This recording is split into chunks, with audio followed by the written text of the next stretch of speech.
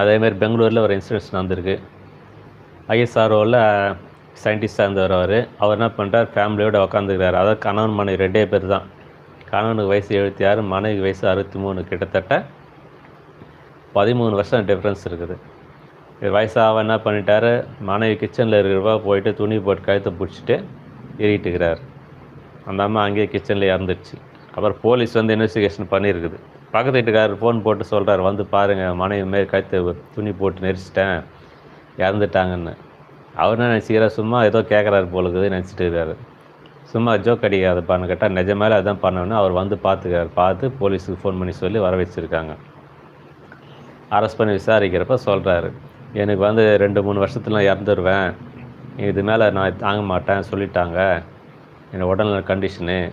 இப்போ நான் என் மனைவி தனியாக விட்டு போனால் நான் இல்லாமல் ரொம்ப கஷ்டப்படுவேன், அதனால் முன்னாடியே கொண்டுட்டேன் அப்படின்றார். தனிமை ஒரு மனுஷன் எப்படிலாம் திங்க் பண்ண வைக்குது பாருங்கள். நீ இறந்துட்டா ஒன்றும் பிரச்சனை இல்லை, மனைவி காப்பாற்ற வேண்டியது அவங்க பொறுப்பு, அவங்க காப்பாற்றிக்க போகிறாங்க. அப்படி இல்லைன்னா அதுக்கேற்ற மாதிரி ஹோம் இருக்குது, பெரிய பெரிய வீட்டில் வந்து பார்த்துக்கிறதுக்கு கூட ஆளுங்க இருக்காங்க. தான் உயிர் எடுக்கிறதே இந்த காலத்தில் வந்து உரிமை கிடையாது, எந்த காலத்துலையும் சரி. அப்படி இருக்க மனைவியோட உயிரை அவர் எடுத்துகிட்டு